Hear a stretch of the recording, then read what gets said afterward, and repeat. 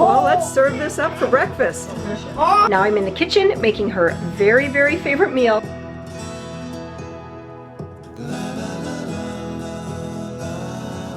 Happy birthday to you. Happy birthday, dear Emily.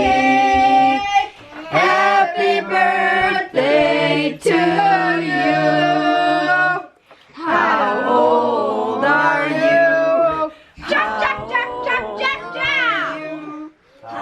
old are you? How old are you? Make a wish. Say it again. 21. Woo! You're not gonna blow them out.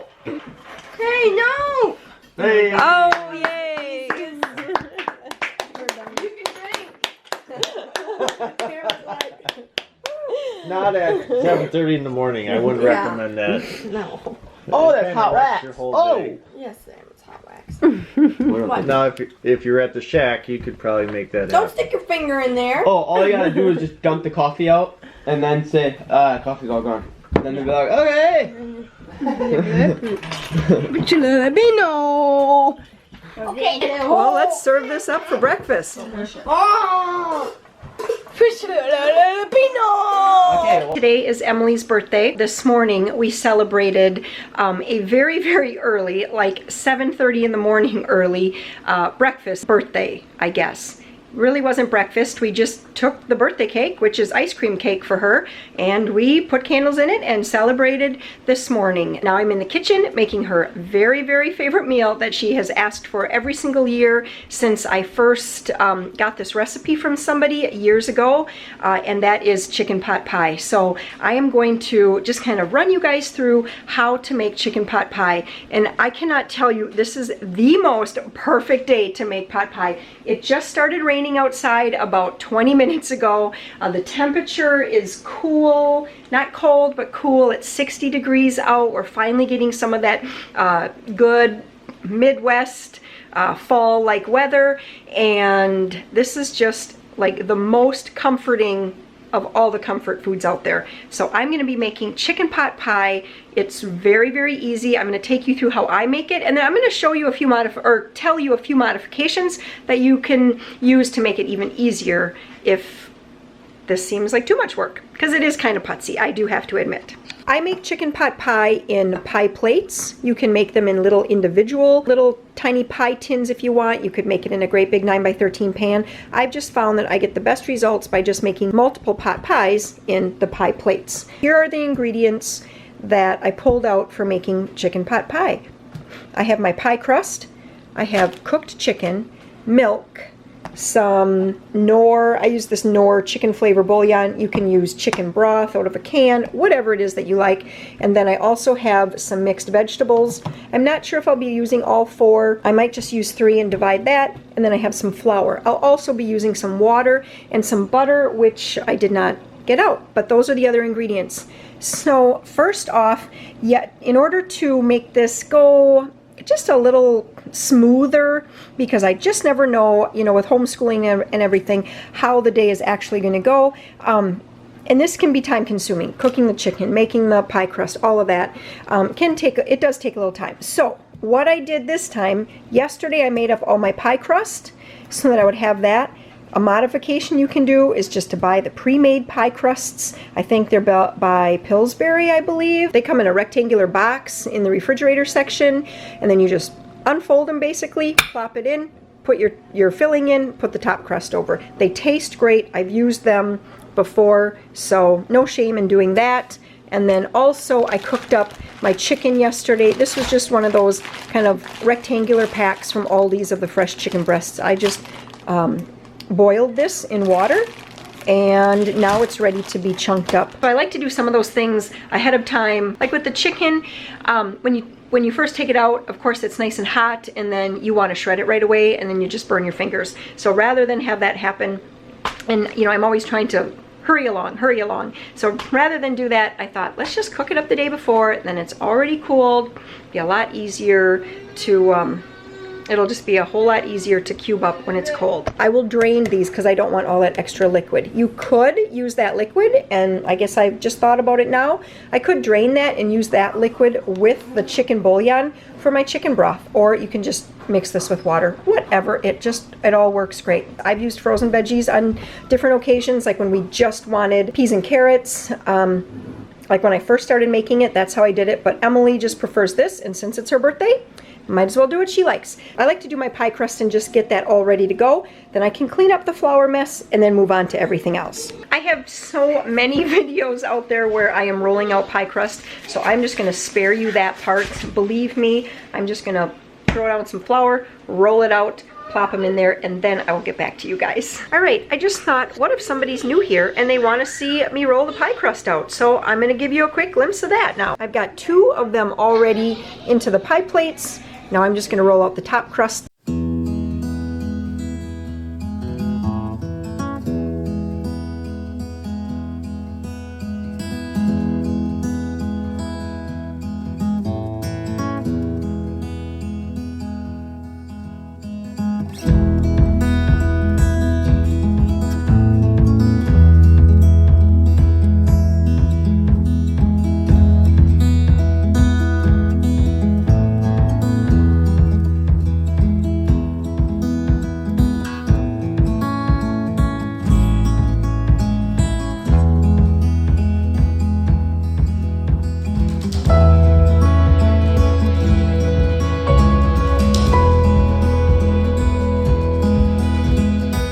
The top pie crusts are also rolled out. What I do is just fold them into fourths. I'm just going to stack them over here, not completely together, because if it happened to be a warmer day, what might happen is they would start to kind of stick together, and that would be a bad thing. I'm going to get my roux started, so don't be afraid of the word roux. It's really just meaning that you melt butter first, stir in some flour, stir in some milk, stir in some broth.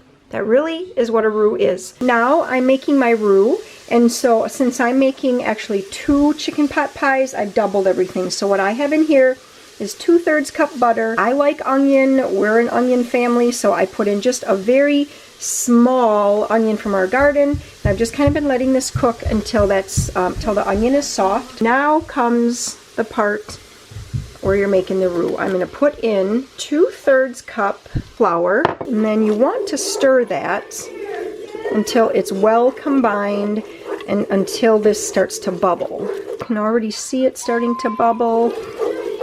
I'm going to keep stirring though because my flour is not fully mixed in.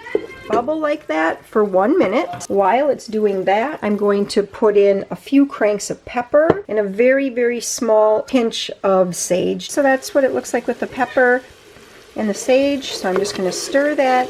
You can probably see this is starting to get quite creamy. I have my 3.5 cups of chicken broth measured out already, and I have my 1 1/3 cups of milk measured out. So I'm just going to start to pour this in. And if I was not filming, I would stir steadily the whole time. Give it a stir so you guys can still see what this looks like. Bring it back to a boil again. Okay, so this looks perfect. It's getting thick, it's creamy, it's bubbling. I'm going to turn the heat off. I'm going to pour in the milk and just stir. And then it's just going to sit here while I finish chopping up the chicken and while I drain the vegetables.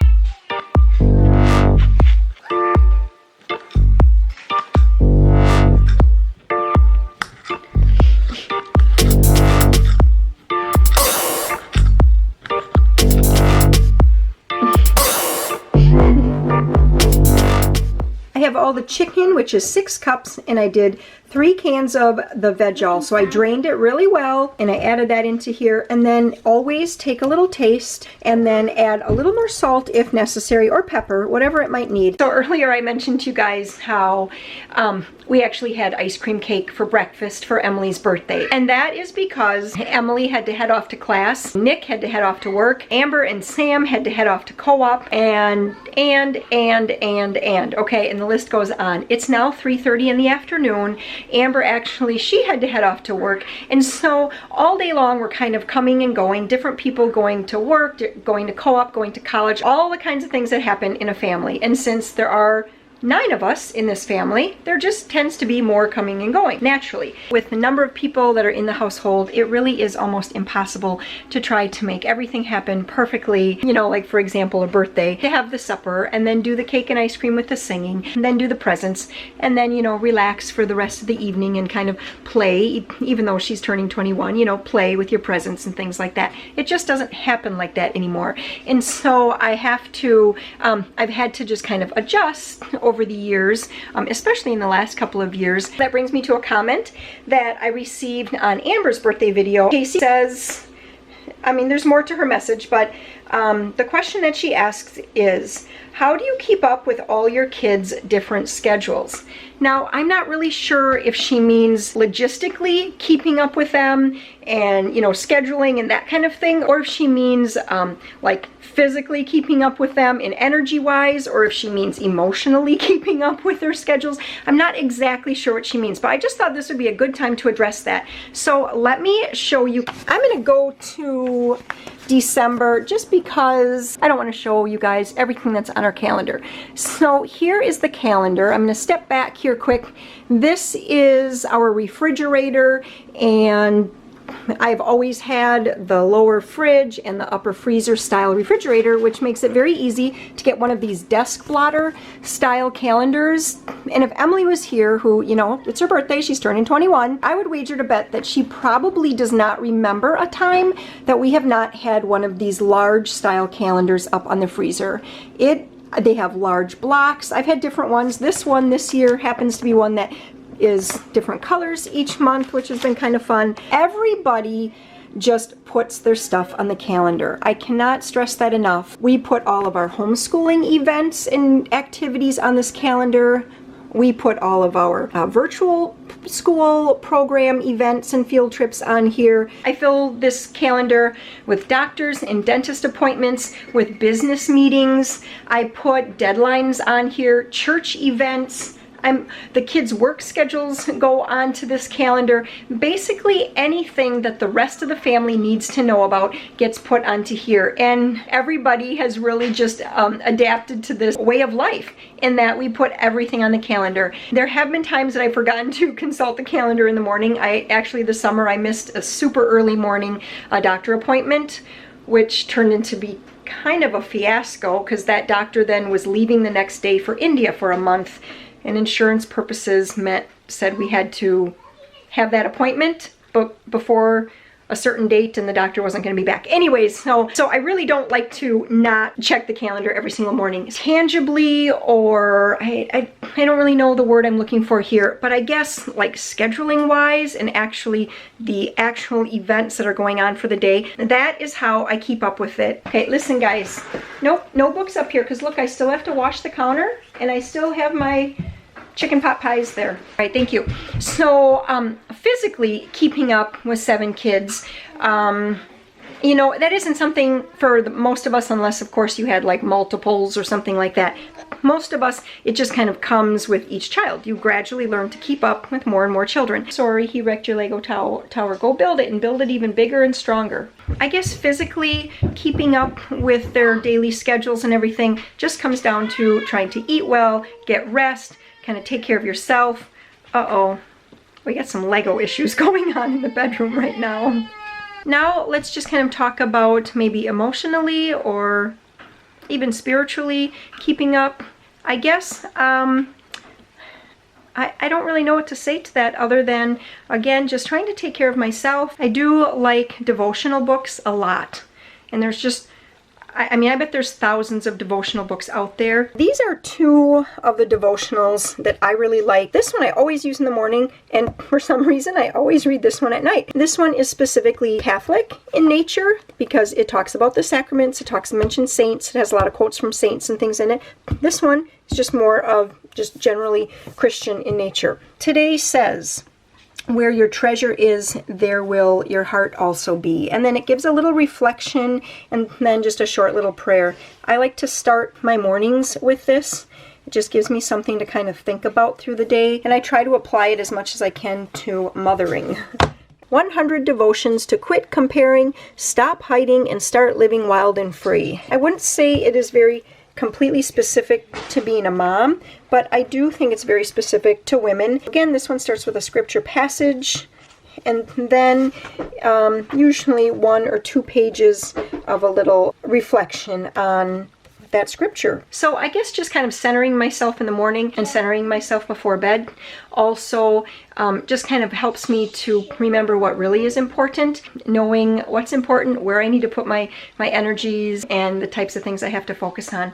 This is how the chicken pot pies have turned out. I am gonna, obviously they still have to bake, and I will give you guys a little glimpse of those when they're plated up. Remember, Jennifer, remember to do that. I'm going to wrap this video up. If you're new here, please subscribe, give this video a thumbs up, share if you feel compelled to do that. I'm going to start answering a question in each video, so if you do have a question you want answered, put that in the comments below, and maybe yours will be the one chosen for next time. Thanks a lot for watching, guys. We'll see you next time. Bye. It's really best to let these cool for a little while so the gravy, the filling kind of sets up a little bit, and then also cools, just because everyone wants to eat it right away, and if you try to serve it immediately, it's so hot you'll burn your mouth. So here's one of them, here's the other one.